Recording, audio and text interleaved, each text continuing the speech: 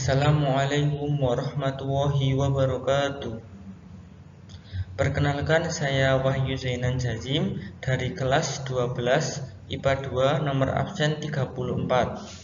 Pada kesempatan kali ini, saya akan mempresentasikan teks editorial saya untuk memenuhi tugas ujian praktek bahasa Indonesia pada tanggal 25 Januari 2022. Teks yang akan saya sampaikan berjudul Pembelajaran Daring Kurang Efektif Bagi Pemahaman Siswa. Dikarenakan ini merupakan teks editorial, maka teks ini terdiri dari 3 struktur atau bagian. Yang pertama adalah pengenalan isu, yang kedua argumentasi, dan yang terakhir adalah penegasan ulang. Pada masa pandemi COVID-19 ini, masyarakat diwajibkan untuk menjaga protokol kesehatan. Protokol kesehatan tersebut salah satunya adalah menjaga jarak. Karena hal tersebut, maka kegiatan belajar mengajar yang biasa dilakukan secara langsung di sekolah harus mengubah proses pembelajarannya menjadi pembelajaran daring. Lalu apakah itu pembelajaran daring atau pembelajaran jarak jauh? Pembelajaran jarak jauh atau daring adalah proses belajar mengajar yang dilakukan secara jarak jauh melalui penggunaan berbagai media komunikasi yang memanfaatkan internet.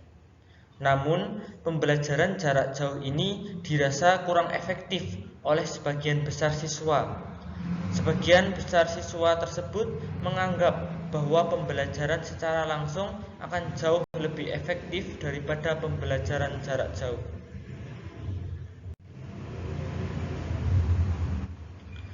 Proses pembelajaran merupakan suatu hal yang sangat penting untuk semua siswa. Karena dengan pembelajaran yang efektif dan menyenangkan, siswa dapat lebih mudah memahami dan menerapkan hal-hal yang dipelajari. Lalu, mengapa pembelajaran daring dirasa kurang efektif bagi sebagian besar siswa? Pembelajaran daring dirasa kurang efektif karena memiliki beberapa kekurangan. Menurut Munir dalam Sari 2015 halaman 28, kekurangan pembelajaran daring antara lain: yang pertama, penggunaan e-learning sebagai pembelajaran jarak jauh membuat peserta didik dan guru terpisah secara fisik. Demikian juga antara peserta didik satu dengan lainnya, yang mengakibatkan tidak adanya interaksi secara langsung antara pengajar dan peserta didik. Kurangnya interaksi ini dikhawatirkan bisa menghambat pembentukan sikap, nilai, moral, atau sosial dalam proses pembelajaran, sehingga tidak dapat diaplikasikan dalam kehidupan sehari-hari. Yang kedua, teknologi merupakan bagian penting dari pendidikan. Namun, jika lebih terfokus pada aspek teknologinya dan bukan pada aspek pendidikannya, maka ada kecenderungan lebih memperhatikan aspek teknis atau bisnis dan mengabaikan aspek pendidikan untuk mengubah kemampuan akademik, perilaku, sikap, sosial, ataupun keterampilan dari peserta didik.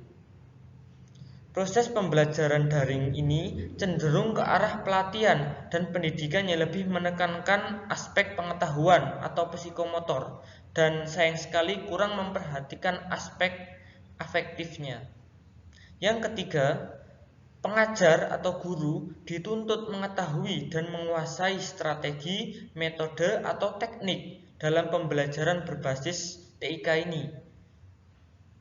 Jika mereka atau pengajar tersebut tidak mampu menguasainya, maka tentu saja proses transfer ilmu, pengetahuan atau informasi menjadi terhambat dan bahkan bisa menggagalkan proses pembelajaran. Kemudian yang keempat ialah proses pembelajaran melalui e-learning menggunakan layanan internet yang menuntut peserta didik untuk belajar mandiri tanpa menggantungkan diri pada pengajar. Jika peserta didik tidak mampu belajar mandiri dan motivasi belajarnya rendah, maka ia akan sulit mencapai tujuan pembelajarannya. Kemudian yang terakhir, Kelemahan secara teknis dari pembelajaran daring ini yaitu tidak semua peserta didik dapat memanfaatkan fasilitas internet karena tidak tersedia atau kurangnya komputer yang terhubung dengan internet. Jika tidak menggunakan perangkat lunak sumber terbuka, bisa mendapatkan masalah keterbatasan ketersediaan perangkat lunak yang biayanya relatif mahal untuk dijangkau peserta didik.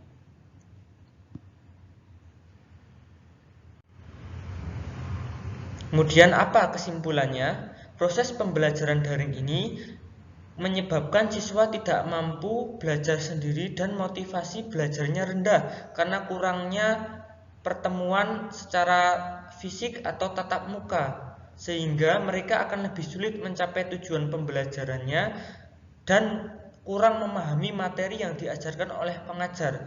Bahkan pada beberapa situasi atau kondisi, peserta didik telat untuk mengumpulkan tugas yang sudah terjadwalkan. Oleh karena itu, pembelajaran daring kurang efektif bagi siswa. Demikian penjabaran yang dapat saya sampaikan. Saya mengucapkan terima kasih banyak kepada para penguji dan mohon maaf sebesar-besarnya bila ada salah kata atau perbuatan. Saya Wahyu Zainan Jazim. Wassalamualaikum warahmatullahi wabarakatuh.